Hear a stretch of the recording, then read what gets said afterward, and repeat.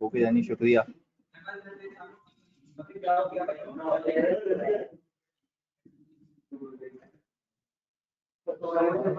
बेहतरीन है, तैयारी चल रही है। वालेकुम सलाम, एकदम ठीक। अच्छा यार तिलावत हो जाए जानी जल्दी से कोई। हाँ जी तू कर ले।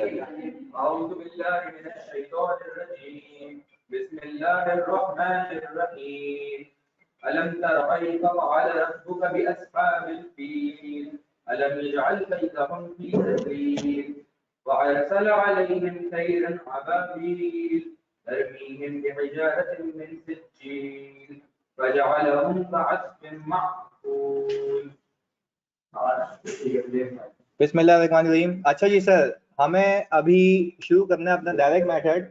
बस हमारा टारगेट ये है कि कोई हम 25 से 30 मिनट में हम कंप्लीट करेंगे कोई डायरेक्ट मेथड और फिर हम करेंगे इसके पास पेपर्स। सही है जी?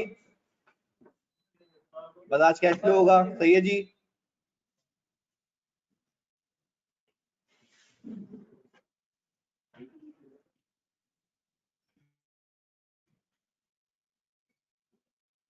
अच्छा ये बता दें, स्क्रीन आ गई आप सबके पास?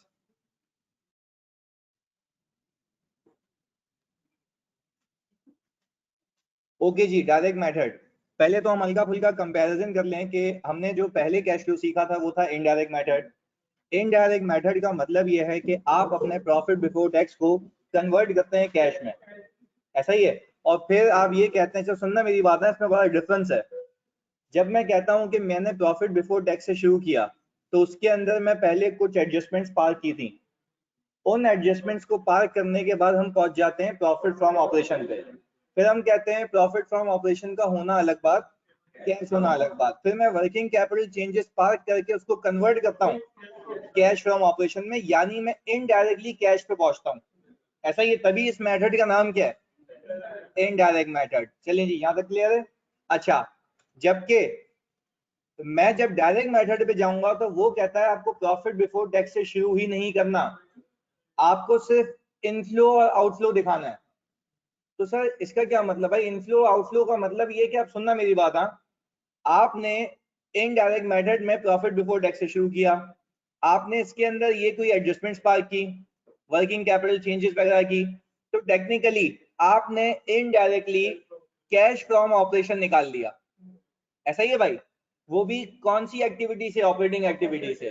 अच्छा, फिर वो बोलता है कि जब आप डायरेक्ट मेथड को फॉलो करेंगे तो आपके डायरेक्ट मेथड के अंदर आप कैश तो ऑपरेशन का ही दिखाएंगे, चाहे वो इनफ्लो का हो या आउटफ्लो। मैं फिर रिपीट कर रहा हूं, चाहे इनडायरेक्ट मेथड हो या डायरेक्ट मेथड हो, डायरेक्ट मेथड में भी आप सबसे पहले ऑपरेटिंग एक्टिविटीज ही दिखाएंगे। और ऑपरेटिंग एक्टिविटीज में कैश फ्लो जो दिखाएंगे वो किससे रिलेटेड दिखाएंगे? ऑपरेशन से रिलेटेड। तो सर वो कहता है कि भाई यहाँ पे प्रॉफिट बिफोर टैक्स से शुरू नहीं करना। सही है, एक काम करना, आप दिखाना कैश रिसीव्ड फ्रॉम कस्टमर्स। सही है। दूसरा, कैश पेड टू सप्लायर, अब ये निकालना सीखेंगे अभी आज ही की क्लास में। फिर cash paid to employees and others.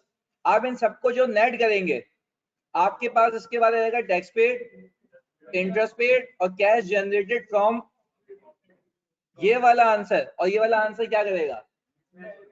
वो मतलब ऊपर नीचे हो गई लाइन। एक मिनट। हेलो हेलो, ठीक ठाक कौन? अहमद, मैं क्लास में हूँ, मैं थोड़ी देर बाद बात करता हूँ। सही है? नहीं नहीं नहीं नहीं, अवेलेबल नहीं है। अच्छा जी, अब मुझे एक बात बताएं, चाहे मैं इनडायरेक्ट मेथड से सवाल करूं या डायरेक्ट मेथड से, दोनों का आंसर क्या आना चाहिए? सेम आना चाहिए। अच्छा जी, अब हम प्लीज सुनना, जब डायरेक्ट मेथड में मैं प्रॉफिट बिफोर टैक्स से शुरू ही नहीं करता तो क्या कोई डेप्रिसिएशन की एडजस्टमेंट होगी? कोई एडजस्टमेंट पार्ट, खाली हम इनफ्लो आउटफ्लो पे काम करेंगे। ऐसा ही है जी। शुरू करते हैं सर। डायरेक्ट मेथड की पहली चीज हम निकालना सीखेंगे कैश रिसीव फ्रॉम कस्टमर। अच्छा जी, फोकस करिएगा। कोशिश ये करूंगा कि मैच करके चलूं दोनों का आंसर साथ साथ, ताकि आप कनेक्टेड रहें। कंपनी ने सेल की है कोई 1 मिलियन की 2020 में, 80% की सेल क्रेडिट पे की थी।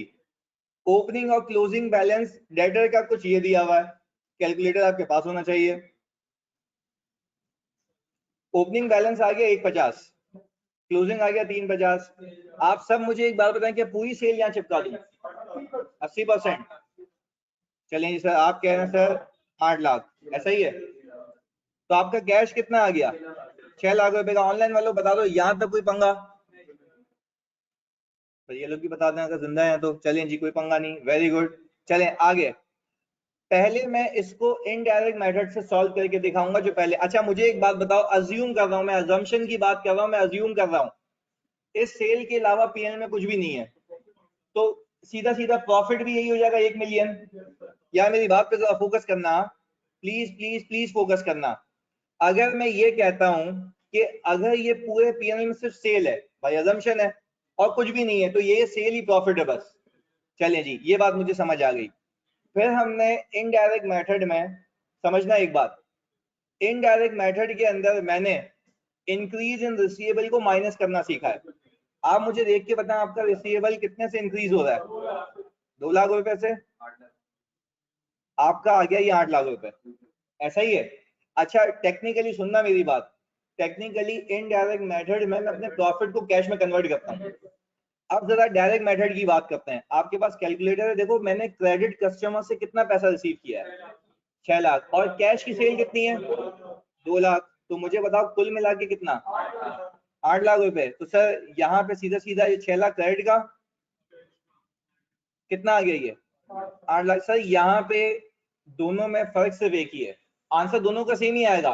वहां पे प्रॉफिट को कन्वर्ट करता हूँ, यहाँ पे कन्वर्ट नहीं, सीधा कैश लेके आता हूँ। बात क्लियर है? चलें जी, तो यानी सर आज के बाद सवालों के अंदर अगर वो कहता है कि डायरेक्ट मेथड से किसी कैश फ्लो के सवाल को सॉल्व करके दिखाओ, तो आपके पास सबसे पहले आपको बैलेंस शीट में भागना है, बैलेंस शीट में भाग के ओपनिंग और क्लोजिंग रिसीवेबल पिक करना है, ऐसा ही है? चलिए जी, जब आपने ओपनिंग और क्लोजिंग रिसीवेबल पिक किया तो इस वाले अकाउंट में आप कौन सी सेल पार करेंगे? क्रेडिट सेल पार करेंगे। अच्छा, जब क्रेडिट सेल आप लोगों ने पार की तो मुझे एक बात बताओ, अगर सवाल साइलेंट है तो सारी की सारी क्रेडिट सेल है। चले, आपने ये सेल पार की तो आपको मिल जाएगा कैश रिसीव फ्रॉम कस्टमर। अच्छा, तो क्या सिर्फ ये कैश फ्लो में लेके जाऊंगे, कैश सेल्स भी अलग से? तो दोनों को मिला के मैं लिख दूंगा कैश रिसीव फ्रॉम कस्टमर्स। बात समझ आती है? चलें जी, इसके बाद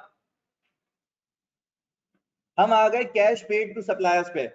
अब ये सवाल में कैसे निकलेगा जरा ये समझने और देखने की बात है। अब जरा फोकस ज्यादा रखना है क्योंकि सवाल में आगे थोड़ी चीजें चेंजेस हैं। कंपनी के पास इन्वेंट्री का बैलेंस था 5,07,50,000 for the year ended 31 December 2019 and this that means के ओपनिंग और क्लोजिंग के बैलेंसेस दिए हुए हैं। सीओजीएस फॉर द ईयर है 550, टोटल सेल्स है 1 मिलियन की on cash, on cash. The opening and closing creditor balance 220 and 330। अब जरा फोकस करना, मैंने कैश रिसीव फ्रॉम कस्टमर निकालना सिखा दिया। इस वाले इलस्ट्रेशन में जो मैं आपके सामने स्क्रीन पे दिखा रहा हूँ, क्या कोई भी क्रेडिट सेल है? तो मैं कोई अकाउंट नहीं बनाऊंगा, सीधा सीधा 1 मिलियन की सेल है, वो भी कैश पे, ऐसा ही है? वो तो कैश रिसीव फ्रॉम कस्टमर सीधा सीधा है। अब जरा यहाँ पे देख लेते हैं कि क्या कारस्तानियां हुई भी होंगी। ओपनिंग बैलेंस 5 लाख, ये आप कहां से पिक करेंगे? बैलेंस शीट से पिक करेंगे। अच्छा, अब मुझे एक बात बताओ, अब आपको सवाल में सीओजीएस गिवन होगी। अच्छा, आपको एक बात पता होगी, टी अकाउंट की जो मूवमेंट है कुछ ऐसी होती है, ओपनिंग होता है, परचेजेस होती हैं, कुछ बिक जाता है तो कुछ बच जाता है। मुझे जो बिक गया उसका नाम है सीओजीएस। तो क्या मैं, वेरी गुड, जो सीओजीएस है क्या पीएनएल में सेल्स के बाद दी हुई होती है? सर वो पीएनएल से पिक करके मैं यहाँ क्रेडिट साइड पे चिपका दूंगा, तो इस अकाउंट में लाजमी लाजमी बैलेंसिंग फिगर क्या मिलेगी? परचेजेस 8 लाख रुपीस की, ऐसा ही है? चलें जी, अब मुझे एक बात बताएं, ये तो आ गई परचेजेस, ये मैंने जानबूझ के निकाली थी ताकि मैं इसको कहां फेंकूं? अच्छा, आपको इसका ओपनिंग और इसका क्लोजिंग बैलेंस शीट से मिलेगा। ये परचेजेस क्या मुझे गिवन होंगी या अकाउंट से निकाली?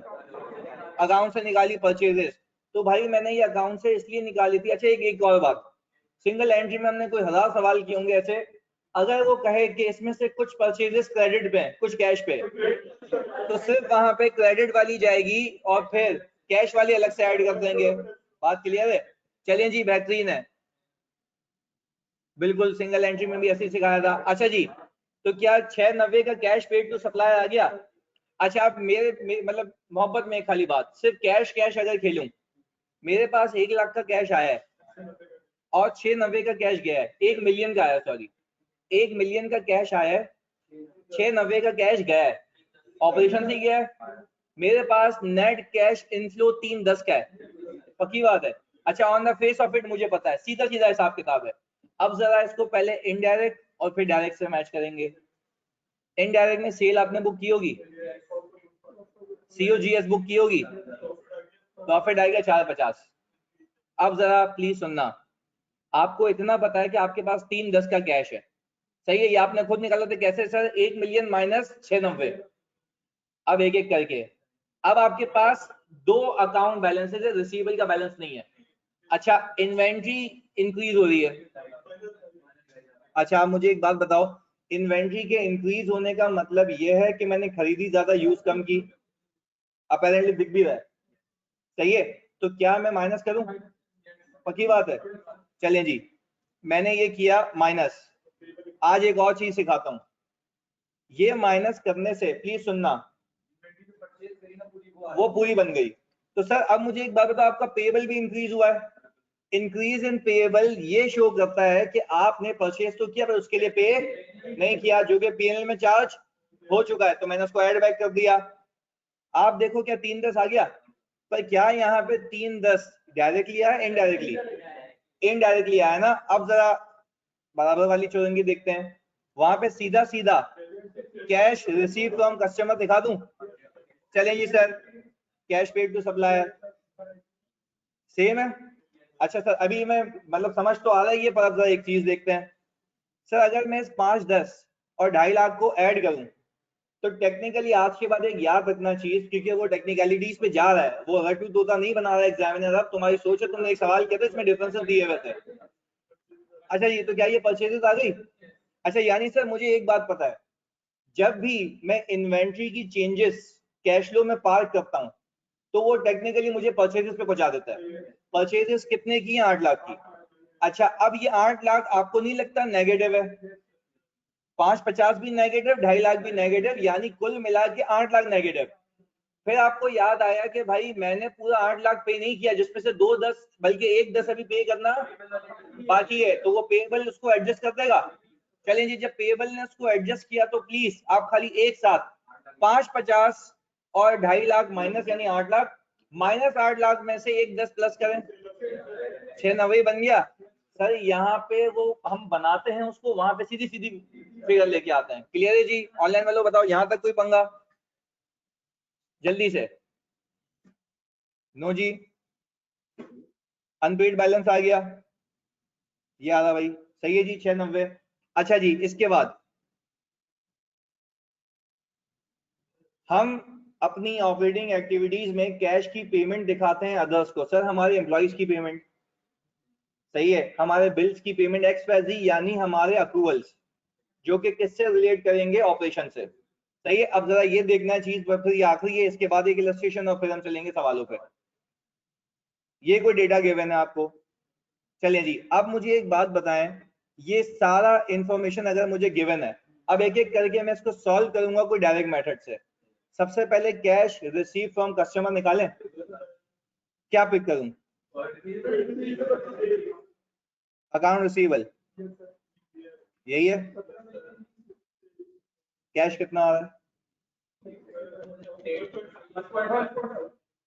1.5 मिलियन। चलें जी, ऑन फेस ऑफ इट मुझे पता है 1.5 मिलियन का कैश रिसीव हुआ है कस्टमर से। चलें जी, अब एक एक करके मुझे बताओ, क्या मैं कैश पेड टू सप्लायर निकालूं? अच्छा, उवैद कह रहे हैं मैं नहीं दिख रहा, जानी मेरा कैमरा ओपन है, बिल्कुल दिख रहा हूं मैं। अच्छा जी, प्लीज सुनिएगा, अब मुझे एक बात बताओ, अगर मुझे कैश पेड टू सप्लायर निकालना है, तो मुझे इतना पता है पेबल का अकाउंट है, पर अगर पेबल में ओपनिंग क्लोजिंग पार कर लूंगा, फिर मुझे परचेजेस चाहिए, वो किस अकाउंट में लूं? इन्वेंट्री के अकाउंट में। चलें जी, तो सबसे पहले इन्वेंट्री का अकाउंट बदलना, इंसान बन गए। सर यही बैलेंसेज है, यही है भाई। COGS हमने PNL से पिक किया, 9 लाख रुपए आ गया। चलिए जी, अच्छा क्या इस 9 लाख को पेमेंट मानूं? पेमेंट निकलेगी पेबल के अकाउंट से। ओपनिंग आ गया 3 लाख, क्लोजिंग आ गया 2 लाख। सर यहाँ पे 1 मिलियन की पेमेंट। चलो अब ऐसी बातों में अगर डायरेक्ट खेलें, एक 1.5 मिलियन की रिसीट है, 1 मिलियन की पेमेंट है, 5 लाख रुपए का नेट इनफ्लो है, सीधा सीधा या इनडायरेक्टली? डायरेक्टली सर, सीधा सीधा हिसाब किताब है सर, इसमें कोई इनडायरेक्ट अकाउंट नहीं है। चले अब एक और चीज, मसला ये है कि आप ये मानते हैं कि इसमें इन्वेंट्री का अकाउंट किल हो गया, रिसीवेबल का अकाउंट किल हो गया, पेबल हो गया। चले आप मुझे अगर अदर पेबल की बात सुनना, other payable technically like accruals, पर वो अक्रूवल होंगे आपके ऑपरेशंस के लिए। चलें अब जरा प्लीज सुनिएगा भाई, लायबिलिटी इंक्रीज होती है एक्सपेंसेस की वजह से। तो ये जो ओपनिंग बैलेंस 2.5 लाख और 1.25 है, इस अकाउंट में मुझे अप्रूवल तो पार्क करने हैं। अब देखो सीओजीएस एक एक करके समझना है। अभी सीओजीएस तो इस इन्वेंट्री के अकाउंट का था, सही है, बात समझ आ रही है भाई? सीओजीएस तो इन्वेंट्री के अकाउंट का था, सेल्स रिसीवेबल के अकाउंट की थी, परचेजेस पेबल के अकाउंट की थी। तो भाई पीएनएल में ये आइटम तो कट गए। अच्छा अब एक एक करके सीख रहे हैं ताकि रटा नहीं लगे। इंटरेस्ट एक्सपेंस तो पेबल के अकाउंट का है, इंटरेस्ट पेबल के अकाउंट का, वो यहाँ नहीं आएगा भाई, जो चीज जिस अकाउंट की है वहां फेंकनी है। चलिए जी, जो टैक्स है वो टैक्स के अकाउंट का, तो ऐसा कौन सा अलग से नमूना एक्सपेंस है जिस अकाउंट का है? ऑपरेटिंग एक्सपेंसेस, वेरी गुड जी, ऑपरेटिंग एक्सपेंसेस आपको अलग से दिख रहा है कि वो इस अकाउंट में जाने के लायक है। अब देखो रटा नहीं लगाना, तो तुम लोग ने कहीं से भी पढ़ा हो, खाली एक चीज याद रखना, मैं ऑपरेटिंग एक्सपेंसेस को डायरेक्टली वहां चिपकाने लगा तो मुझे एक चीज याद आई, इसके अंदर कुछ ऐसे एक्सपेंसेस होंगे नॉन कैश भी नहीं कर, तुम बोलो जो इस अकाउंट से पर्टेन नहीं करते, जो इस अकाउंट से पर्टेन। भाई मुझे एक बात बताओ ना, ये जो डेप्रिसिएशन एक्सपेंस है वो तो पीपी के अकाउंट का है। तो सर मुझे एक बात बताएं, क्या मैं पहले इस 2.25 में से 50,000 कटा दूं, तो क्या फिर वाकई में मुझे असली वाले अप्रूवल मिल जाएंगे जो इस अकाउंट में पार्क हुए होंगे? तो मुझे कोई बताएगा वो कितने हैं? यही है। चलें जी, तो आप कह रहे हैं कि आपने 3 लाख रुपए पे किया है। चलो अगर डायरेक्ट मुझे बताओ, 5 लाख का इनफ्लो था, 3 लाख इनको भी पे किया है, कितना नेट इनफ्लो? 2 लाख रुपए का, पक्की बात है। तो सर आपका कैश तो डिक्रीज होता हुआ दिख रहा है बैलेंस शीट में। हाँ अभी सर इंटरेस्ट और टैक्स भी तो बाकी है। चलिए जी, ये तो हमारी खानदानी एंट्री है, ये तो हमें पता है। 1.10 आ गया, यही है भाई। अच्छा जी, अब जरा 1 मिनट आप खाली इस वाले पूरे गेम की तस्वीर ले लें ताकि हम आगे, इसको सवाल आएगा ना, जल्दी से खाली ऐसी तस्वीर ले लो उसकी ताकि फिगर्स याद रहें। मोहम्मद 5 लाख का और एहसन में 50,000 का रिपीट कर देता हूं, जानिए इधर बाबू प्लीज बातें नहीं। देखो यार 50,000 माइनस इसलिए किया, मेरी जान सुनो, अगर मैंने अक्रूवल डेबिट किया और पेबल क्रेडिट किया है, तो इस अकाउंट में आप लोग मुझे बताएं सिर्फ अक्रूवल वाले एक्सपेंस आने चाहिए या सारे एक्सपेंसेस? जल्दी बताओ, बता दो यार, अक्रूवल वाले आने चाहिए ना? तो ऑपरेटिंग एक्सपेंसेस में देखो नीचे लिख के दिया है डेप्रिसिएशन भी शामिल है, तो क्या डेप्रिसिएशन ये लिख के दिया हुआ है नीचे मैंने, और in the absence of any information यही होगा। अच्छा अब मुझे एक बात बताओ, अगर मैं यहाँ पे 2.25 डाल देता, तो 2.25 में तो 50,000 का ऐसा एक्सपेंस है जो अक्रूवल नहीं है, डेप्रिसिएशन है, वो पीपी को कम करता है या लायबिलिटी को बढ़ाता है? लॉजिकल बात है ना, पीपी को डिक्रीज करता है, वो लायबिलिटी को इंक्रीज नहीं करता। तो मैंने क्या किया, पहले ऑपरेटिंग में उसको हटा दिया। क्या जेन्युइन अक्रूवल आ गए? वेरी गुड, तो जेन्युइन अक्रूवल आ गए तो मुझे एक बात बताएं, मैंने वहां चिपका दिए और वहां से पेमेंट निकाल ली। किसकी पेमेंट निकाल ली? सिर्फ अप्रूवल की। वेरी गुड जी, क्लियर है। अच्छा जी sir, cash receive from customer कितना आ गया भाई? 1.5।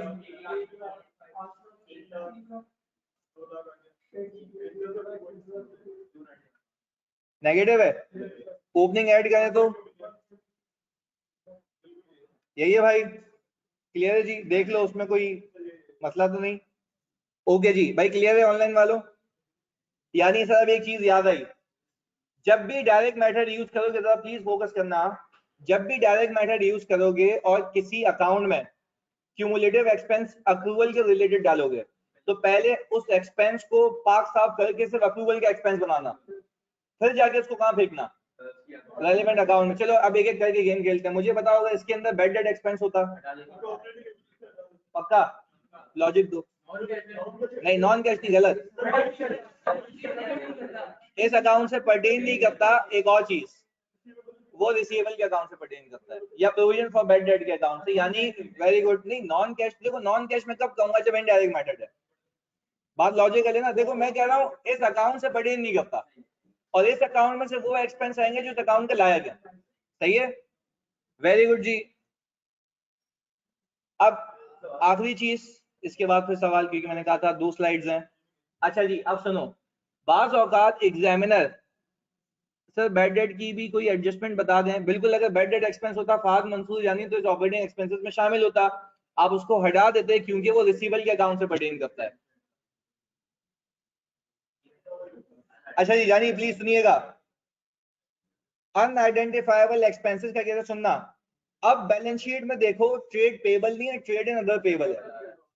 अच्छा अब यार अब जरा फोकस करना ताकि हमें ये बात समझ आए। मुझे एक बात बताओ, अब ऐसा कोई तरीका भी नहीं है जिससे मैं अदर पेबल को अलग करूं। ये ऐसा सवाल होगा, ये ऐसा सवाल होगा जिसमें आप अदर पेबल को ओपनिंग में से और अदर पेबल को क्लोजिंग में से अलग नहीं कर सकते। चले यानी अब एक बात बताएंगे आप, अगर मैं आप ट्रेड एंड अदर पेबल का अकाउंट बनाऊंगा जो कि अभी सिखाऊंगा, यानी अब एक एक करके सीखना है। क्या इस ट्रेड पेबल के अकाउंट में परचेजेस डालूंगा? अच्छा अब एक एक करके पहले जवाब देना है। मुझे एक बात बताओ, परचेजेस अगर मैंने डाल दी तो बैलेंसिंग से पेमेंट निकाल लूं? नहीं, एक्सपेंस भी डालूंगा। अच्छा यानी सर आप ये कहना चाह रहे हैं इस अकाउंट के ओपनिंग में अगर परचेजेस से रिलेटेड पेएबल है, एक्सपेंस से रिलेटेड पेएबल है, तो दोनों यहाँ डालूं? पेमेंट भी कितने की आएगी? दोनों की आएगी। तो अब जो पेमेंट निकालोगे तो क्या आप ये लिखोगे कैश पेड टू सप्लायर या cash paid to supplier and others? Very good जी। अब जरा इसको अप्लाई करके देखते हैं। भाई अकाउंट रिसीवेबल तो सीधा सीधा हिसाब किताब, सही है जी। 122500। अच्छा अब जरा फोकस करें, अब लिखा हुआ है trade and other payable. Opening कहां से उठाया? Balance sheet. क्लोजिंग कहां से? अच्छा अब जरा फोकस करना जानी, परचेजेस पहले सीधी सीधी दिखा दूं। चलो अब एक एक करके, अगर मैं बैलेंसिंग फिगर अब निकालता हूं तो एक की पेमेंट रह जाएगी, अदर वाली यानी अक्रूवल्स की पेमेंट रह जाएगी। चलो अब मुझे एक बात बताओ, ऑपरेटिंग एक्सपेंसेस 325 के हैं, तो 325 चुका हूं माइनस। चलिए जी सर आप ये कह रहे हैं कि हमने 275 फेंक दिया, अब आया cash paid to supplier and others. अच्छा अगर एक वैसी बात पूछ रहा हूँ कि अगर अदर पेबल का अकाउंट अलग से होता तो फिर ये शॉर्टकट नहीं करते, फिर अलग अलग चुरंगी पे जाते। बात समझ आती है? चलिए सर, और फिर मेरे ख्याल से हमें ये इंटरेस्ट पेबल तो लाना था हमारी शक्ल पे, अगर हमने डिस्कस भी किया, सही है, क्योंकि सीधी सीधी बात है। तो सही है, सही है जी। अच्छा अब जरा पास पेपर का जो सवाल करवाने वाला हूं उससे पहले एक चीज, पास पेपर है जी,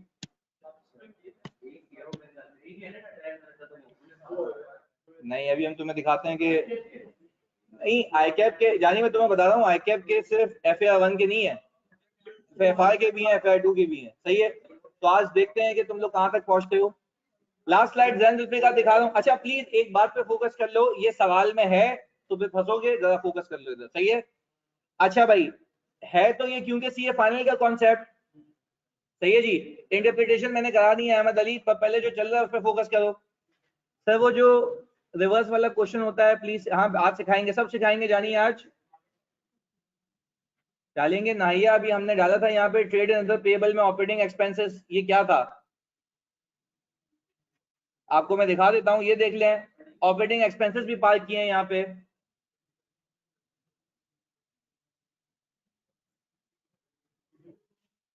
बिल्कुल कर लेंगे अजमाल, सही है। तो फिर उसमें अदर इनकम डाल देंगे। चलें जी यार प्लीज फोकस करना है आप लोगों ने, सारे मसले मसाइल हमें सवालों पे डिस्कस करने और फिर 100% फोकस के साथ तुम उसको सॉल्व करना। सर प्लीज एक दफा रिपीट कर दे, हमने अभी क्लास ज्वाइन की है। बासित मेरी जान बेटा, हम बहुत चुरंगी आगे निकल चुके हैं, बिल्कुल करेंगे, दोबारा कर लेंगे सवाल।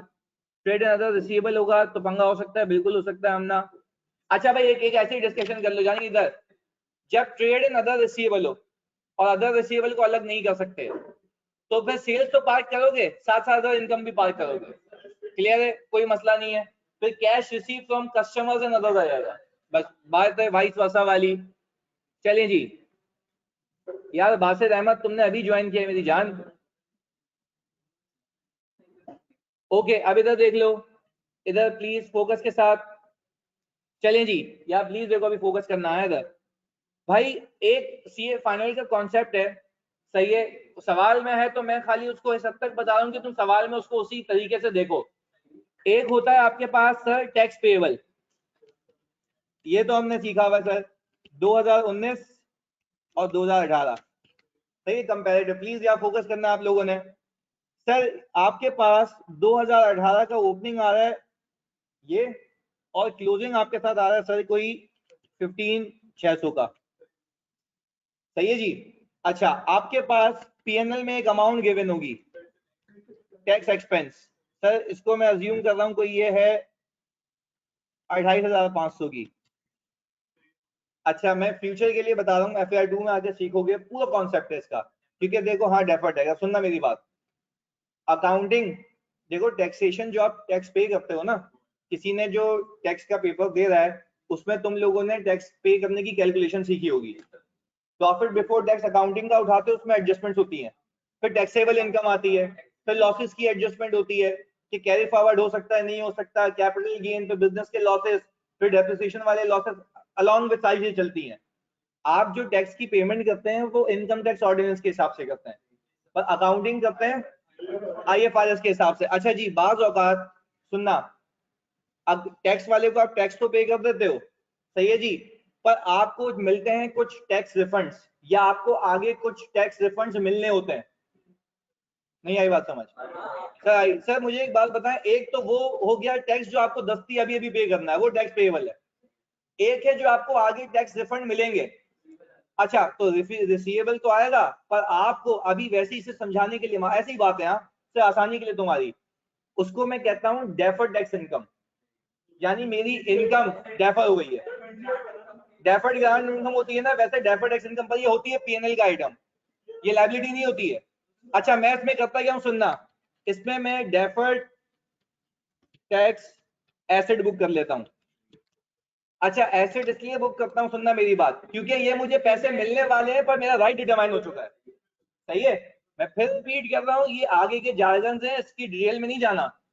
मैं सिर्फ ये कह रहा हूं ये फ्यूचर में आने वाला फायदा है जिसके लिए मैं इंटाइटल हो चुका हूं, इसलिए मैं रिसीवेबल पर उसको आपका जो FAR2 है और इनकम टैक्सेस IS12 है उसको नाम देता है डेफर्ड टैक्स एसेट, यानी ये एसेट का मिलना डेफर हो चुका है, सही है जी। मैंने इसको क्या किया, डेबिट किया, और इनकम को क्या किया, क्रेडिट। अच्छा अब आगे की एक और चीज सुनो, आपका ये जो टैक्स एक्सपेंस होता है ना, प्लीज सुनना, आपका जो बच्चों टैक्स एक्सपेंस होता है ना, इसके अंदर वो डेफर्ड टैक्स इनकम भी नेट हुई भी होती है। ये नहीं, ये इसके अंदर सब होता है, मैं आपको कह रहा चाहूँ इसके अंदर सब होता है, यानी आपने अभी अपने लेवल पे टैक्स की कैलकुलेशन नहीं सीखी है। आपने सिंपल क्या किया है, पीएनएल पे प्रॉफिट बिफोर टैक्स पे 30% चिपकाया है, सही है, 30% चिपकाया ना आपने आज तक। भाई आज तक आपने जितने भी सवाल किए हैं बचपन से लेके आप क्या करते हैं, प्रॉफिट बिफोर टैक्स पे 25%, 30%, कहानी खत्म। पर प्रैक्टिकली ऐसा नहीं होता, प्रैक्टिकली टैक्स की पेमेंट होती है टैक्स के हिसाब से, अकाउंटिंग होती है IFRS के हिसाब से, फिर जो अकाउंटिंग और टैक्स के डिफरेंसेस होते हैं उसके लिए डेफर्ड टैक्स बुक किया जाता है। तो क्या वो जो डेफर्ड टैक्स इनकम है, मैं तुम्हें सिर्फ एक चीज सिखा रहा हूँ, समझा रहा हूँ, खाली इतना बिठा लो बस दिमाग में, वो टैक्स एक्सपेंस के अंदर नेट रिव्यू होती है, यानी क्या ये दो चीजों का नेट है, इनकम और एक्सपेंस। चलिए जी, अब मुझे एक बात बताएं, मैंने यहाँ पे किया सर ये 2000 और ये 4000, वेरी गुड। अब सुनो मेरी बात, अब मैं यहाँ पे डेफर्ड टैक्स एसेट और टैक्स पेबल का एक ही अकाउंट बनाऊंगा, प्लीज जरा सुनिएगा। लायबिलिटी भी होती है, पहले जो मैं बता रहा हूँ पहले उस पर फोकस करेंगे, अभी अपने दिमाग और अपनी डायरेक्शन को साइड में रखेंगे, साथ साथ चलो।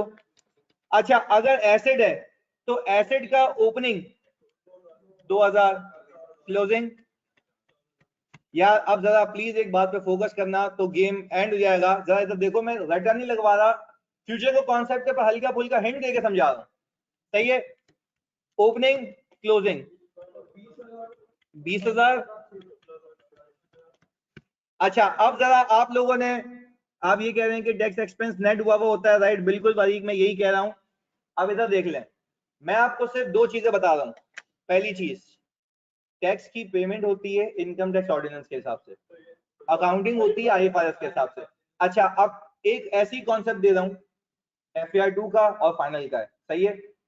जब आपको टैक्स वाला कुछ चीजें माइनस करवाता है, बोलता है इस पे आज टैक्स नहीं दो, या कुछ चीजों को बोलता है आज टैक्स दे दो, बाद में माफ कर दूंगा, सही है। तो दैट मीन्स कि आज टैक्स देना जिस पे बाद में माफी मिलेगी, आपका एक एसेट है। जरा एक बात समझो, ये ऐसी मतलब ये फ्यूचर का कॉन्सेप्ट है, बड़ा डिटेल में पढ़ाना है आगे, उस पर कोई हमारे कोई 50 घंटे अलग से लगेंगे, वो सिर्फ एक टॉपिक के ऊपर। हाँ मैं सिर्फ बताना क्या चाह रहा हूँ, एग्जाम्पल दे रहा हूँ एक, सुनो। टैक्स हमने फॉर एग्जाम्पल एक एक्सपेंस था, डेप्रिसिएशन एक्सपेंस 50,000 रुपए का, कितने का? टैक्स वाले के डेप्रिसिएशन रेट्स अपने अपने हिसाब से है ना। टैक्स वाला बोलता है कि भाई मेरे हिसाब से 40,000 का टैक्स बनता है। मैं बोलूंगा तुम्हारा हिसाब क्या होता है? बोलता है भाई अभी तुम जो लॉ में लिखा हुआ है उसके हिसाब से पे करो, एक वक्त ऐसा आएगा कि जब तुम्हें मैं पूरी डायरेक्शन दूंगा और आगे जाके ले लेना। अभी तुम किसके हिसाब से दो? टैक्स वाले के हिसाब से दो। अब जरा मुझे एक बात बताएं, एक बात बताएं फोकस के साथ। आपने अपने पीएनएल में टैक्स बुक एक्सपेंस बुक किया होगा 50 का, टैक्स वाला बोल रहा है 40 का, 10,000 वो एड बैक करवा देगा, ऐसा है? अच्छा जब 10,000 रुपए वो एड बैक करवा देगा, आज वो ज्यादा टैक्स मांगेगा, 10,000 रुपए ज्यादा टैक्स मांगेगा, ऑनलाइन वाला जल्दी बताओ, ऐसा ही है ना? अच्छा आप दे भी दोगे क्योंकि इनकम टैक्स ऑर्डिनेंस के हिसाब से, सही है। पर मुझे एक बात बताओ, आपको आज पता है वो आगे जाके इसको माफ भी करेगा, सही है। एक टाइम पे आके ना जब एसेट की लाइफ खत्म होने वाली होगी, तो उसी के लिए मैं आज एक एसेट बुक करके इनकम बुक कर लूंगा, उसी को नाम कहते हैं डेफर्ड टैक्स एसेट, उसी को कहते हैं डेफर्ड टैक्स इनकम, ताकि उसका इम्पैक्ट कैंसिल आउट हो जाए। 10,000 रुपए टैक्स ज्यादा दोगे और अकॉर्डिंगली उसकी क्या बुक कर लोगे? इनकम बुक कर लोगे, ताकि आईएफआरएस के हिसाब से कोई डिफरेंस ना आए। बात समझ आ रही है? क्लियर है ऑनलाइन? जल्दी बताओ ये वाली बात यहां तक। एक हल्का सा कॉन्सेप्ट है कि जो सवाल में था ये कंफ्यूजन नहीं हो, बिल्कुल रिसीवेबल का नेचर है। बात समझ आ रही है? बेहतरीन है। अब जरा फोकस के साथ मुझे एक बात बताओ, मैं जितना एक्सपेंस दूंगा यानी टैक्स की लायबिलिटी बढ़ेगी, जितना टैक्स एक्सपेंस होगा उससे ये वाला साइड इंक्रीज होगा, और जितनी पेमेंट होगी उससे ये साइड कम होगा, ऐसा ही है। अब जरा आपको एक फोकस करना, प्लीज सुनना। आपको डेफर्ड टैक्स इनकम तो सवाल में बताई भी नहीं होगी क्योंकि आपके लेवल की नहीं है, सही है। पर एक बात मानते हो, डेफर्ड टैक्स इनकम से मेरे एसेट्स बढ़ेंगे। हाँ भाई एक एक करके ऑनलाइन वालों जरा फोकस के साथ बताओ, डेफर्ड टैक्स इनकम अगर होगी तो मेरे एसेट बढ़ेंगे, डेफर्ड टैक्स अगर टैक्स एक्सपेंस होगा तो मेरी लायबिलिटी बढ़ेगी। अच्छा तो आपको ये पता है ना कि इसके अंदर ये जो टैक्स एक्सपेंस है दोनों नेट हुआ हुआ है, तो अगर डायरेक्टली इस अकाउंट में फेंक दूंगा तो टेक्निकली वो नेट हुआ हुआ है। चलिए जी, अब अगर मैं यहाँ पे देखूं कि मेरा 28,500 आ रहा है, तो पेमेंट कितनी आ गई? 34,900 की, ऐसा ही है। तो भाई आपको आज के बाद मतलब आज के बाद के ये एग्जाम में आपके नहीं आएगा, ये मैं गारंटी दे रहा हूँ। पर इस सवाल के लिए जो अभी हम फाइनल करने जाएंगे उसके लिए आपको जाना चाहिए। बात क्लियर है? चलिए जी, तो सर आपको एक बात याद रखनी है कि अगर आपको डेफर्ड टैक्स का बैलेंस दिया हुआ है, चाहे डेफर्ड टैक्स एसेट हो चाहे डेफर्ड टैक्स लायबिलिटी हो, तो दोनों को आप प्लस करके बनाएंगे।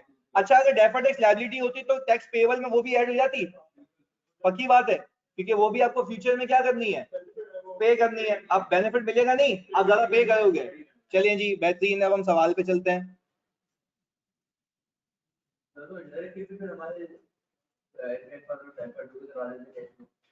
इसमें नहीं नहीं कह रहे वो इस बार चांसेस ज्यादा डायरेक्ट मेथड के हैं,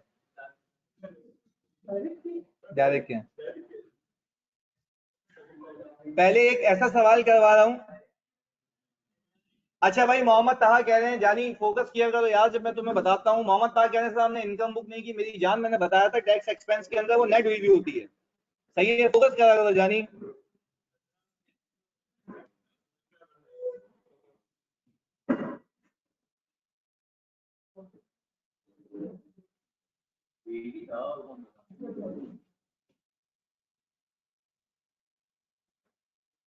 जैन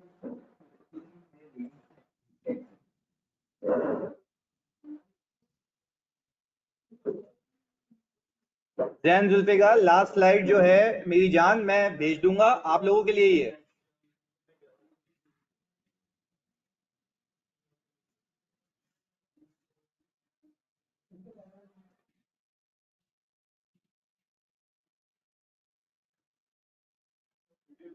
ये दादा पीडीएफ भेजता हूं मैं।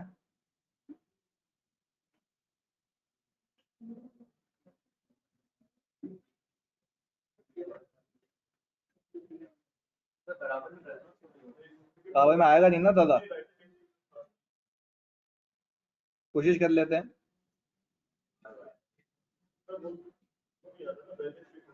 आ गई ना?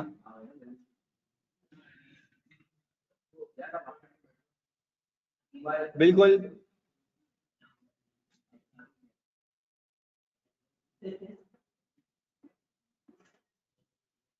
ये FIR 1 नहीं, आई थिंक ये FIR 2 का है जानी। FIR 1 का नहीं है ये।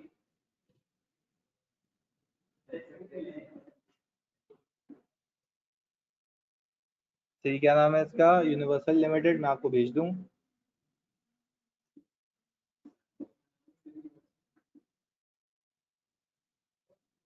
अभी कर रहा हूं मैं। बिल्कुल अली जयान, बिल्कुल सही कह रहे हो।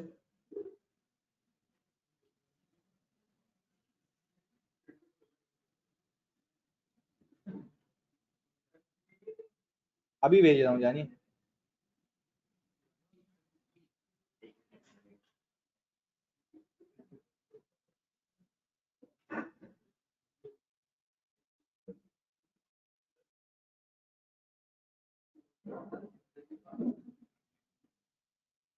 बिल्कुल बारीक में करा दूंगा।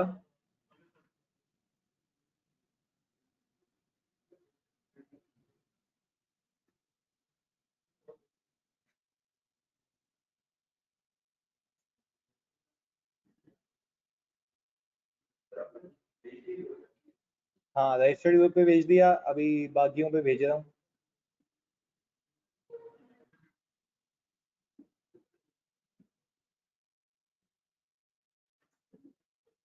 देखे जानी आ गया। अच्छा भाई, अगर ये रिसीवेबल आपको दिया हुआ है तो अगर नीचे प्रोविजन की बात करें तो ये नेट है, आप इसको पहले ग्रॉस करेंगे। इस वाले सवाल में अगर आपको ट्रेड रिसीवेबल दिया हुआ है, सही है ना, तो ये नेट दिया हुआ होगा, आपको उसको क्या करना पड़ेगा, क्रॉस करना पड़ेगा। Up to you now. आपको इस सवाल को सॉल्व करने के लिए दिया जाता है कोई आधा घंटा। सही है जी।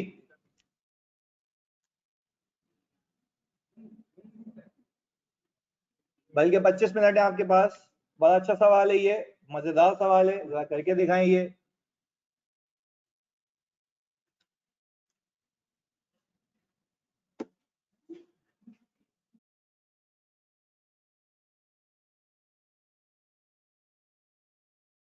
सबको मिल गया सवाल ग्रुप पे? आ गया? नेट ही होगा ना जानी, क्योंकि एक्यूमुलेटर अलग से दिया हुआ नहीं है।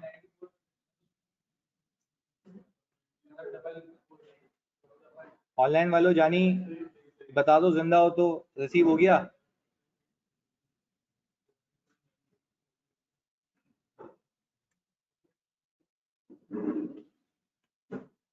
ओके जी, बेहतरीन है।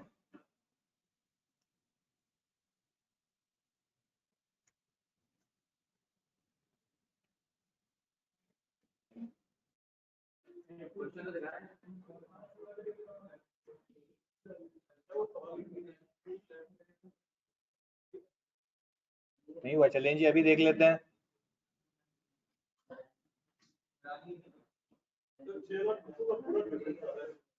6200 का।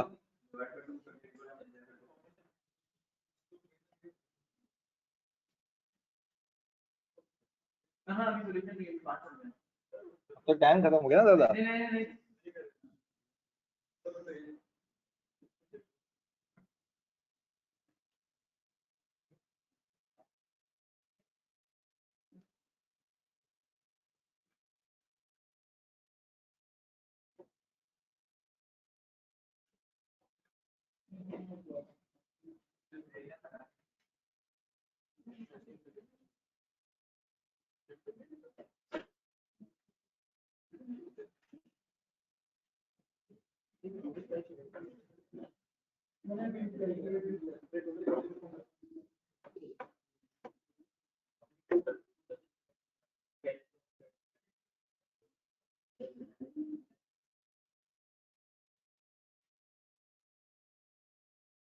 अच्छा जी, 2 लाख रुपए का डिफरेंस आ रहा है, 10,500 का भी देखो सब देख लो भाई बैलेंस शीट।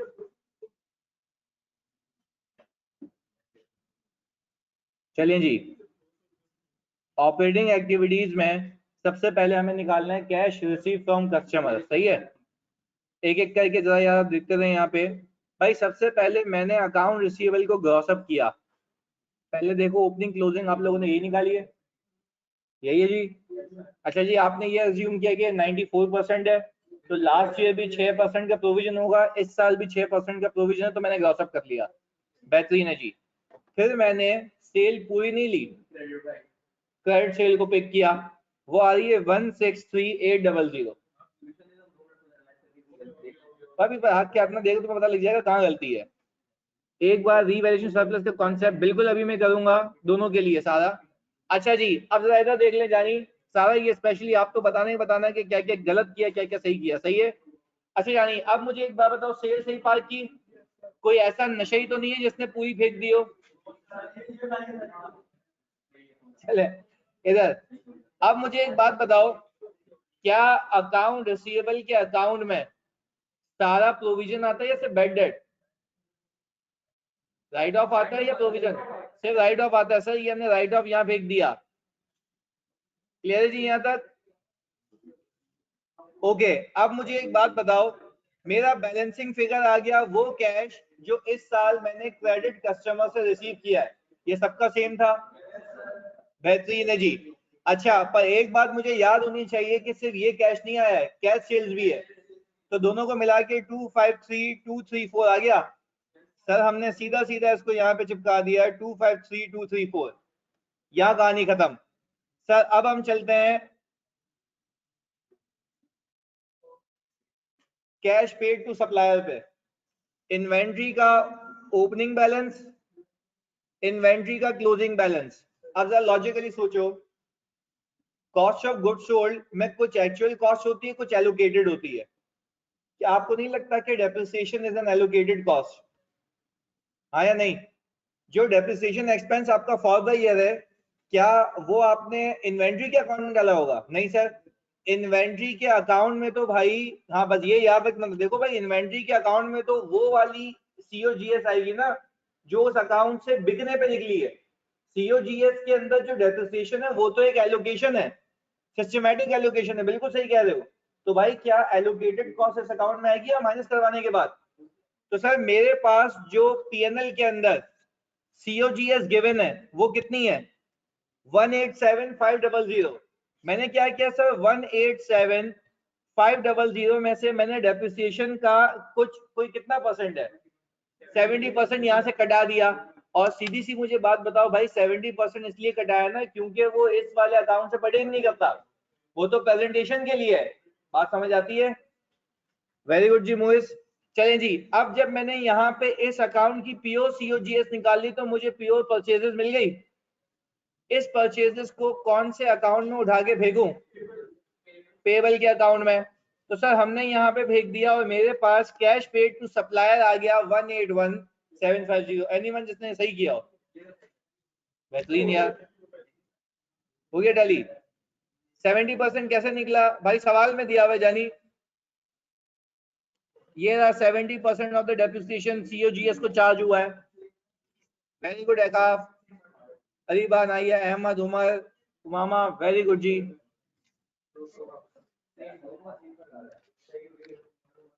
भाई ये समझ आ गया? चलें जी अब आगे मैं आ गया अक्रू। अच्छा एक बात है समझना, अभी फोकस के साथ। मैं पीएनएल पे तुम्हारी जगह होता टिक लगाता हुआ जाता, ये डन हो गया, ये डन हो गया, अदर इनकम वगैरह बाकी है अभी। ऑपरेटिंग एक्सपेंसेस को अगर मैं पिक करूंगा ना तो ये जाएगा अक्रूवल के अकाउंट में। सही है। और इसके अंदर बाकी 2-3 चौरंगियां हैं, उसके लिए पहले वर्किंग कर लेते हैं। चले, अब मुझे एक बात बताओ, अकाउंट रिसीवेबल के अकाउंट के अंदर ये जो राइट ऑफ है, क्या ये ऑपरेटिंग एक्सपेंसेस में होगा? क्योंकि और कहीं नहीं है तो वहीं होगा, ऑब्वियस सी बात है। चले, पहली चीज आ गई। फिर आपने provision for bad debt book किया होगा, ये भी ऑपरेटिंग एक्सपेंसेस में होगा, और डेप्रिसिएशन का 30% होगा। वेरी गुड जी। तो डेप्रिसिएशन का 30% कितना है?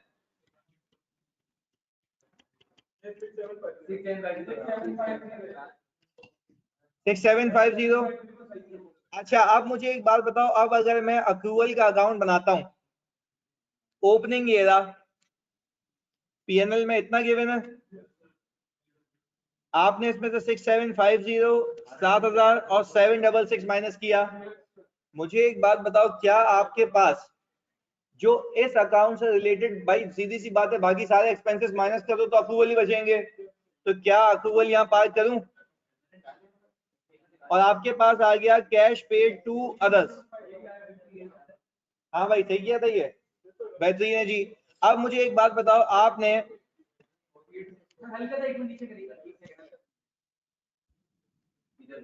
ये 200 रुपए का फर्क आया यहाँ पे, अभी बताता हूँ कैसे सही होगा ये। चले, अब मुझे एक बात बताएं पप्पू, एग्जैक्ट सेम है, परफेक्ट यार। इधर अब तुम्हें समझना एक बात सर। अब मैं आ गया अदर इनकम पे। आपकी भाई क्या अनअर्न्ड इनकम ओपनिंग और ये क्लोजिंग थी, इनकम ये आ गई, तो सर आपके पास कैश रिसीव इतना आ गया। सही है जी। सुफियान कह रहे हैं सर ये फर्दर एक्सपेंसेस है, तो यानी इधर यार बातें नहीं ज्यादा प्लीज इधर। सुफियान, ये फर्दर एक्सपेंसेस नहीं है भाई, ये ऑपरेटिंग एक्सपेंसेस के अंदर डेप्रिसिएशन वगैरह शामिल है। सुफियान, अभी इतनी डिस्कशन की थी, क्या ये 7650 7000 और 766 किसी और अकाउंट के लिए पर्टेन करते हैं? ऐसा है सुफियान? दूसरे अकाउंट के ना, एक पीपी का रिसीवेबल का है, तो यहां से हटा दिया तो जो एक्सपेंसेस बच गए वो इस अकाउंट के बच गए। लॉजिकल बात है। चलें जी, अब जरा फोकस के साथ। सर ये 6000 रुपए मैंने अपनी कमाई में यहाँ पे दिखा दिए, तो ये आ गया टोटल। अच्छा, अब मेरे ख्याल से मुझे, वेरी गुड जी, अब मुझे एक बात बताओ, टैक्स पेड सबका यही है? टैक्स पेमेंट की अमाउंट निकाल लेते हैं भाई। ओपनिंग आ गया 14000, ये ओपनिंग आपने सिर्फ प्रोविजन की अमाउंट ली है, ऐसा ही है? और आपके पास ये क्लोजिंग आ गया 10,000, ऐसा ही? सर सवाल में देख लेते हैं। सर आपके पास डेफर्ड टैक्स लायबिलिटी का ओपनिंग 6000 है और प्रोविजन फॉर टैक्सेशन 8000 है, दोनों को मिला के कितना? 14000 हमने वहां ले लिया। अच्छा जी, प्रोविजन फॉर टैक्सेशन आ गया 10,000, सर ये था 10,000। और आपके पास डेफर्ड टैक्स एसेट आ गया 8,500 का, तो आपने बैलेंसिंग फिगर निकाल ली 27,500, आपने सीधा सीधा वहां से माइनस कर दिया। इंटरेस्ट पेएबल आपका आ गया 3,500, यही है इंटरेस्ट की पेमेंट। चले जी, अब मुझे एक बात बताएं सर, आप बना लेते हैं पीपी का अकाउंट। पीपी का ओपनिंग और क्लोजिंग आपको गिवन है, सही है? अच्छा, अब मुझे एक बात बताओ, आपके पास, आपको बैलेंस शीट के फेस पे दिख रहा है कि इस साल सरप्लस इंक्रीज हुआ है। इस साल सरप्लस इंक्रीज होने का मतलब है रीवैल्यूएशन इसी साल हुई है, और अगर रीवैल्यूएशन इसी साल हुई है तो कोई इंक्रीमेंटल डेप्रिसिएशन नहीं होगा, ऐसा है? तो क्या आप ये मानते हैं प्रोविजन को पेबल में ऐड कर रहे हैं? बिल्कुल, प्रोविजन को किसके पेबल में ऐड कर रहे हैं ना, पूरा पूछा करो। डेफर्ड टैक्स लायबिलिटी को प्रोविजन में ऐड कर रहे हैं, ये बोलो आप। बिल्कुल कर रहे हैं, मैंने भी पूरा कॉन्सेप्ट दिया था ये सवाल शुरू करवाने से पहले। अच्छा जी, अब जरा इधर फोकस के साथ। सर मुझे एक बात बताएं, जब मुझे पता है कि जब पीपी रीवैल्यू हुआ होगा तो उसकी एंट्री ये बनी होगी, पीपी डेबिट और रीवैल्यूएशन सरप्लस क्रेडिट। क्या इस वाली एंट्री का पूरे कैश फ्लो पे कोई इंपैक्ट है? नो सर, पर अकाउंट में इसको पार्क करूंगा। अच्छा जी, आपने डेप्रिसिएशन एक्सपेंस सवाल में गिवन है, डिस्पोजल की कैरिंग अमाउंट आपने यहां से निकाल ली, बैलेंसिंग फिगर तो आपने यहां पार्क कर ली। सर आपके पास बैलेंस जो कैश एक्विजिशन आई है वो कितनी आ गई? 60,000 रुपए। क्लियर है? कोई ऐसा जिसकी 70 आई हो? पहले आई थी 70। चलिए जी, ओके जी, बेहतरीन है। चले, आप गलत किया था क्योंकि सरप्लस का इम्पैक्ट है यहाँ पे। चले, अब मुझे एक बात बताएं सर, एक आखिरी चोरंगी रह गई इसमें, डिबेंचर। या जरा प्लीज सुनना एक बात सर, ओपनिंग 20 दिया हुआ है, क्लोजिंग 18 दिया हुआ है, सही है, ये समझ लो। हो सकता है ऐसा सवाल वो पूछ ले। आपकी 2000 की रीपेमेंट हो रही है। अच्छा, अब मुझे एक बात बताओ, उसने बोला है कि एक डिबेंचर 100 रुपए का है, तो ये कितने डिबेंचर्स के पैसे वापस हो रहे हैं? 20 डिबेंचर।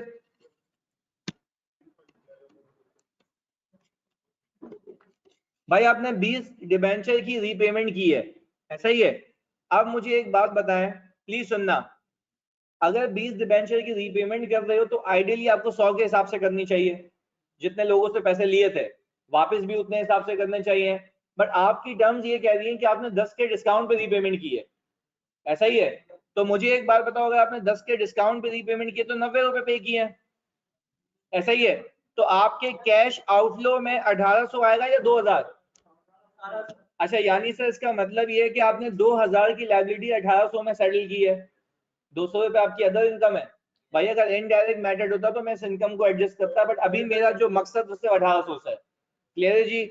अब एक एक करके टैली कर लेते हैं इसको। सर ऑपरेटिंग एक्टिविटीज आ गई 16234, proceeds from disposal of PP 12000 और ये आ गया 60000। इन्वेस्टिंग एक्टिविटी आ गया 48, सर ये आ गया 25000। रिडेम्पशन के पैसे गए 18000, कुल मिला के 23200।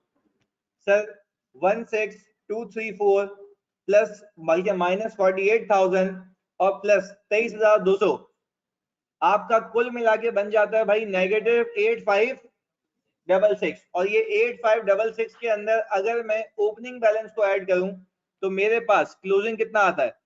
39434। क्या यही है क्लोजिंग? ऐसा ही है भाई। चलिए जी सर, चलते हैं अगले सवाल पे। हुजैफा नदीम यार जानी प्लीज फोकस किया करो। मैंने ये बताया 20 डिबेंचर आपने सेटल किए हैं, एक डिबेंचर के लिए 10 का डिस्काउंट पे किया है, 1800 आपने पे किए हैं, 2000 की लायबिलिटी 1800 में सेटल किए, 200 का गेन आ गया। क्लियर है?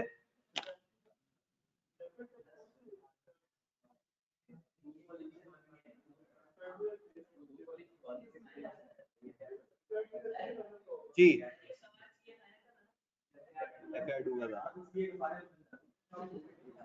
सीए फाइनल में कैश फ्लो है, बट वो कंसोलिडेटेड है, यानी 5-6 कंपनीज का एक साथ।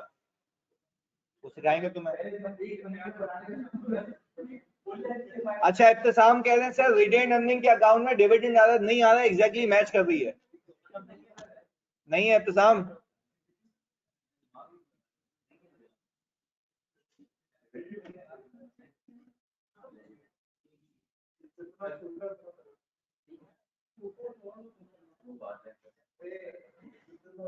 अच्छा भाई, मैं आप लोगों को एक बात बता दूं, ये मेरी अटेम्प्ट में आया था और मैंने उसको टली किया था। मतलब मेरी अटेम्प्ट होती थी सबसे मनूस, सबसे मुश्किल, सही है।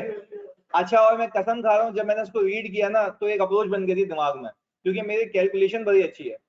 तो जरा उम्मीद करता हूँ कि आपकी भी अच्छी होगी। आपको सवाल देखने में बहुत छोटा लग रहा है, तो काम ये पूरा कर जाएगा। सही है भाई, आप सोचें आपको क्या करना है सवाल के अंदर। सही है जी, पीडीएफ भी दे देता हूँ।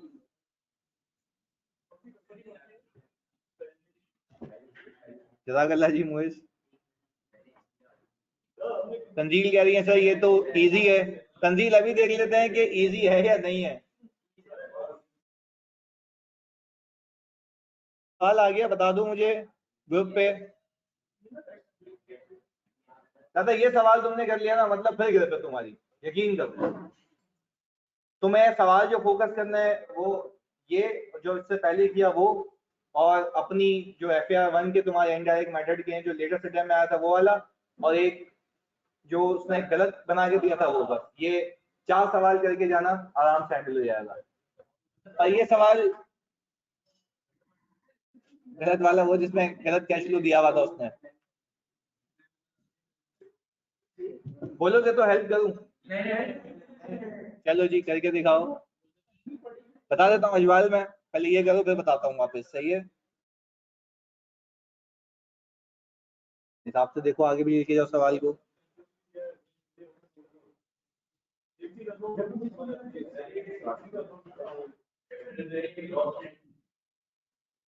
जानी ये मैंने 5वीं बार बताया, अब उससे पूछ।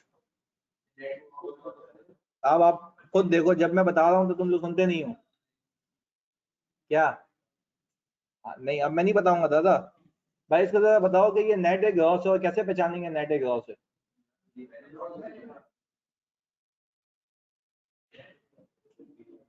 ये जो तुमने कानों में लिया हुआ है ना, ये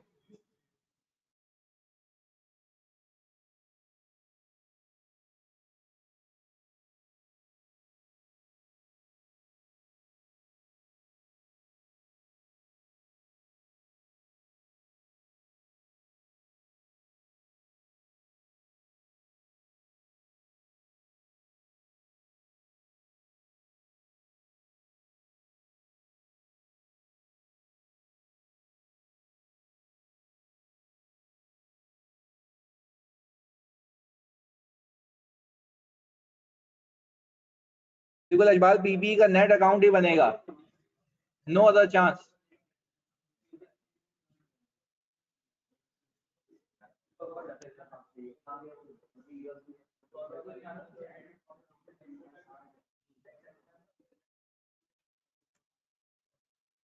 बिल्कुल इत्तेसाम, बिल्कुल सही पहुंचे।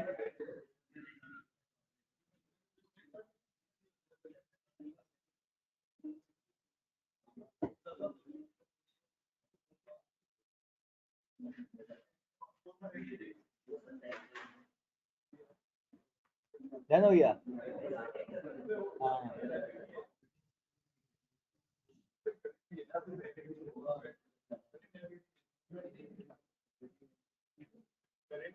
बिल्कुल सुफिया, नेट अकाउंट बनाएंगे, बिल्कुल सही। बिल्कुल उमर, बिल्कुल सही कह रहे हो।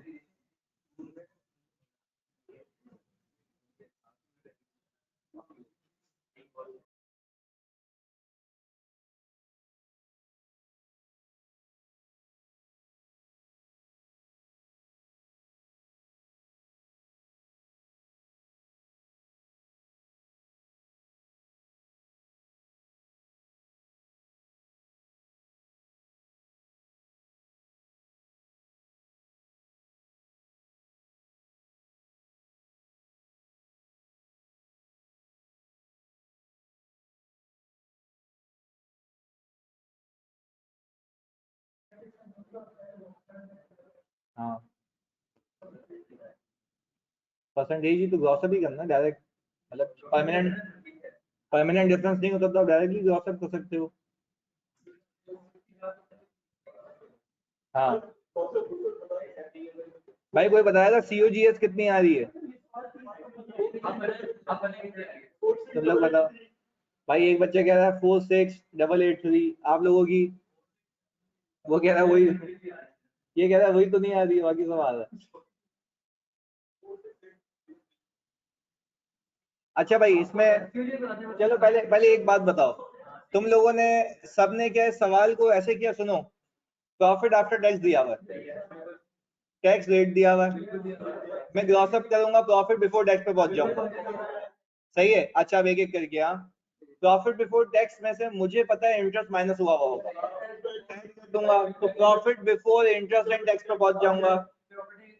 फिर ऑपरेटिंग एक्सपेंसेस आएंगे। अच्छा, ऑपरेटिंग एक्सपेंसेस को अगर एक नाम से भी नहीं दिखाओ तो तुम एक काम करोगे, तुम्हें पता है इसमें से बेड डेट भी माइनस हुआ हुआ है, वो अभी एड बैक करोगे। ऐसा है? वेरी गुड जी। इसके अंदर से डेप्रिसिएशन भी माइनस हुआ हुआ है, वो सब ऐड कर करा के तुम ऊपर पहुंच जाओगे ग्रॉस प्रॉफिट पे, और सेल्स में से जीपी माइनस करोगे तो COGS आएगी। ऐसे ही निकाला है। चले अभी आंसर देखते हैं इसका। वही मतलब आंसर देखने के लिए तो कुछ तो करना पड़ेगा ना।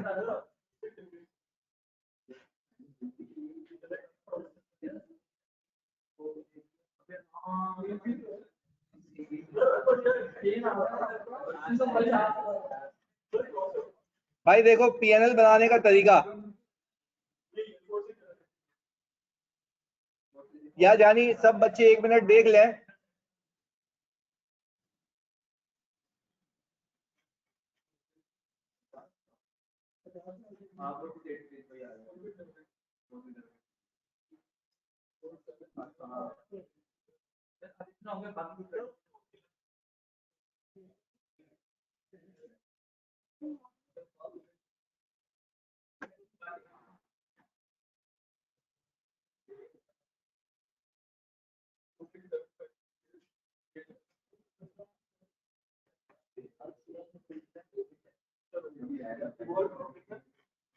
चलें जी उमर देखते हैं। अच्छा पहले इधर देखो जानी, खाली ये तो मैच कर लें। अच्छा देखो 7,800 का सब देखना यार बच्चों प्लीज फोकस के साथ। 7,800 का प्रॉफिट आफ्टर टैक्स है। ये रिप्रेजेंट कर रहा है 65% को। मुझे इसमें से 35% निकाल लिया, यही है। तो हमारे पास प्रॉफिट बिफोर टैक्स आ गया वर्क बैक करके। ऐसा किया था भाई ऑनलाइन में, तो जल्दी बता दो तुम लोग भी। चलें जी, फिर मुझे पता है इंटरेस्ट की फिगर, एक्सपेंस की फिगर कैसे आई, ऊपर गिवन है सर सवाल में, ये रही। इंटरेस्ट एक्सपेंस तो पीएनएल तो फॉर द ईयर का होता है ना, इस साल का लूंगा कंफ्यूज करने के लिए, पिछले साल का भी दिया हुआ है इसने। चलिए जी सर, हमने ये 27 ले लिया यहाँ पे, हमने इसमें ऐड किया तो 12027 बन गया। अच्छा अब एक एक करके सुनना है तुम लोगों ने। सर वो ये कह रहा है कि आपने एक 200 की कैरिंग अमाउंट वाला पीपी 250 में बेचा है, तो आपके पास क्या 50 का गेन आ गया? ये मानते हो पीएनएल में जो ये profit before interest and tax है इसके अंदर ये शामिल है, तो होना नहीं चाहिए। अगर मुझे जाना है ऊपर, तो सर मैंने क्या किया, यहाँ पे नॉर्मल पीएनएल बनाने के लिए इसको यहाँ पे ऐसे दिखा दिया। फिर डेप्रिसिएशन एक्सपेंस 700, सर क्या ये बैलेंसिंग फिगर सबने निकाल ली थी? पीपी की बैलेंसिंग फिगर आ गई 700 की, मैंने इसको भी दिखा दिया। अच्छा अक्रूड एक्सपेंसेस आपको ऊपर दिए हुए। इसके बाद sir provision for bad debt आपने प्रोविजन के अकाउंट से निकाल लिया। प्लीज कैलकुलेटर में, हो सकता है मैंने गलती की हो, 12027 में आप लेस करें 50, सही है, फिर ऐड करें 700, फिर ऐड करें 300, फिर ऐड करें 140, 13117 आता है। अच्छा जी अब मुझे एक बात बताओ, अगर मुझे पता है कि जीपी मिल गया, मुझे सेल मुझे पता है, तो बैलेंसिंग फिगर क्या होगा? सीओजीएस। अच्छा जी अब मुझे अगर सवाल को और मुश्किल बनाता ना, अगर मैं होता, मैं बोलता इसके अंदर अलग से भी डेप्रिसिएशन एलोकेट हुआ हुआ है, तो फिर इसमें से क्या करते वो हटाते और फिर इसको कहाँ फेंकते? इन्वेंट्री में फेंकते। तो सर मुझे एक बात बताओ, 46883 का आपके पास सीओजीएस आ गया। अब सर अब मेरे ख्याल से अब सवाल मिल गया आपको पूरा। चलें जी अब हम क्वेश्चन लगा रहे हैं, अब आप इसको कंप्लीट कर लें। सही हो गया?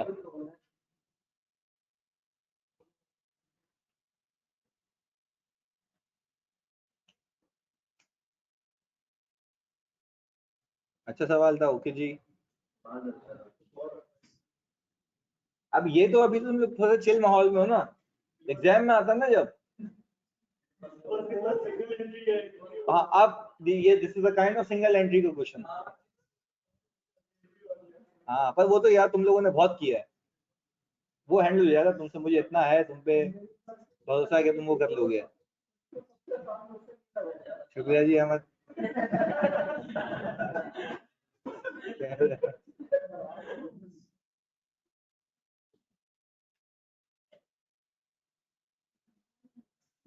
इजी है जी, ओके।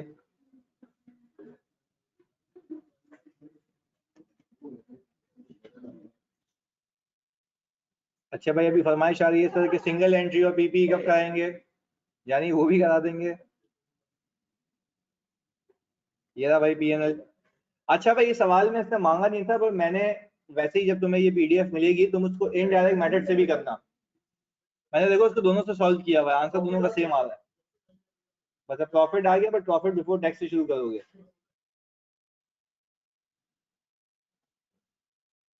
अच्छा भाई अगली क्लास में मे बी सिंगल एंट्री कराऊं, मे बी पीपी का एक ऐसा सवाल जिसमें पीछे की सारी चौरंगी आ रही होंगी। सही है जी, तो फिर देखते हैं कि अगली क्लास में। वैसे एनपीओ भी चलें जी, एनपीओ भी करा लेंगे भाई। कितना किया तुम लोगों ने यार? बेहतरीन है। पीपी एनपीओ सिंगल एंट्री ये भी जल्दी जल्दी करवा दें 20 तक, तो ओके जी सर, मैं बिल्कुल करा दूंगा। कैश फ्लो की इंटरप्रिटेशन, हाँ मैंने मेरी बताई हुई बातें मेरे को ही बोलो, हाँ मैं ही कराऊंगा कैश फ्लो की इंटरप्रिटेशन भी। तुम लोगों ने जितना पढ़ा ना, कसम से इस पे तो मेरिट आना चाहिए।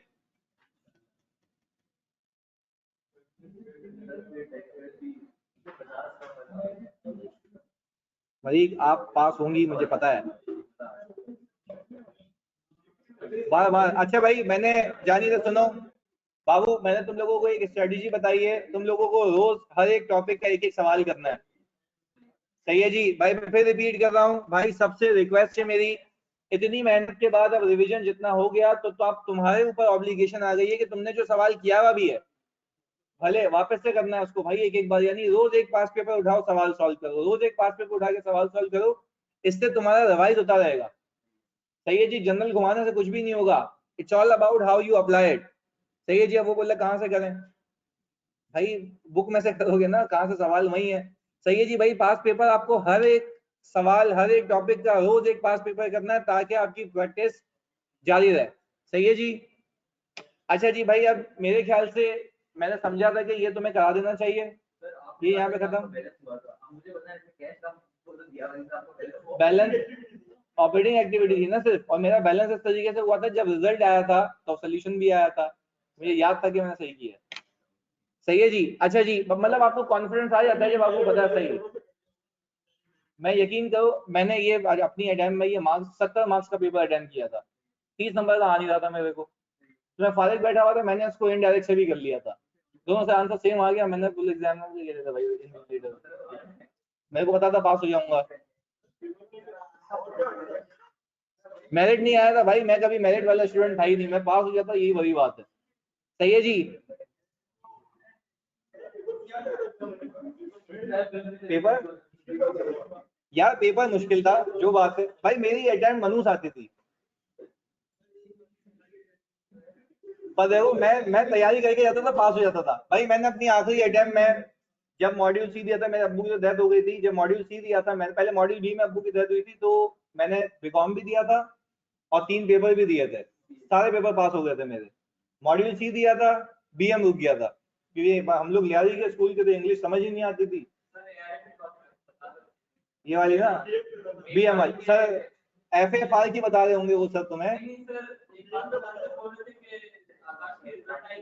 सीए फाइनल का रिजल्ट आया था, पहले मैं तुम्हें कैब की सुनो कहानी, एक पेपर रुक गया, मॉड्यूल डी में मैंने 4 दिए, मॉड्यूल डी क्या, मुझे ये था कि यार मैं ये सोचता था कि जितने पेपर पास होंगे ना वो पेपर में पढ़ा पाऊंगा, क्योंकि अगर मैं बच्चे को बोलूंगा मैं तुम्हें ये पढ़ाने आ रहा हूँ, बोलेगा तेरा खुद का ही पास नहीं, भंगी हमें क्या पढ़ाएगा। सही है, तो इसलिए मैंने ये दिमाग में रखता था कि ये तो पास करना था अगर कमाना है तो फिर मैंने 4 पेपर मॉड्यूल डी के दिए थे, एक बीएम दिया था, 5 के 5 पास हो गए थे। अब वो तुक्का लग गया था मेरा, फिर मैं ईवाई चला गया, फिर ईवाई में 9 महीने काम करके रिजाइन करके जीडी चला गया, वो भी टाइम जाया किया मैंने 9 मंथ्स। फिर पहली अटेम्प्ट दी इसकी सीए फाइनल की, एफआर बीएम दिया, तो सर ने मुझे कॉल करके बताया कि भाई तेरा पेपर पास हो गया है, तो बोले एफआर पास हो गया, मैंने कहा सर एफआर की तो खैर है वो मुझे आता है, बीएम बताओ, उन्होंने बीएम भी पास हो गया है, मैंने बोला अब मेरा सी हो जाएगा। उस दिन के बाद से तुम्हारे भाई ने ठक ठक पेपर निकाले, क्वालिफाई हो गया। मुझे सबसे ज्यादा डर लगता था बीएम से, तो जिससे तुम्हें डर लगता है ना पेपर से, उसको बोलो ऐसी की तैसी मैं पास करूंगा, लिखो उसको, प्रैक्टिस करो। मैं कहता हूँ मुझ जैसा बंदा कर सकता है तो कोई भी पास कर सकता है। सही है जी भाई, मैंने सोचा कि तुम्हें ये कॉन्सेप्ट कराने चाहिए, ये हो गए, अब मेरे ख्याल से कोई चौरंगी बचती नहीं है तुम्हारे पास, एटलीस्ट कैश फ्लो के रिलेटेड सब खत्म है। अच्छा जी, जैसे ये रिवीजन सेशन टारगेट है कि भाई 20, आज कौन सी तारीख है, 20 तारीख तक हम कोशिश करेंगे खत्म करें। सही है, उसके बाद भी सही अवेलेबल हूँ, तुम बोलोगे भाई सर ये है क्यूरीज के लिए आ जाएंगे, एक टाइम डिसाइडेड होगा, तुम आओ यहाँ पे हम डिस्कस कर लेंगे। सही है जी भाई, जज़ाकल्लाह जानी, मिलते हैं। वो जो गलत वाला कैश फ्लो है, सुबह वो मेरा शायद पास पेपर कराया हुआ है ना, उसका लेक्चर नंबर मैं आपको बता दूंगा ग्रुप के ऊपर। सही है जी, वो देख लीजिएगा। सही है, वरना टाइम जाया होगा, वो नई चीजें करते हैं। पीडीएफ भेज देता हूँ, चलिए जी, अल्लाह हाफिज।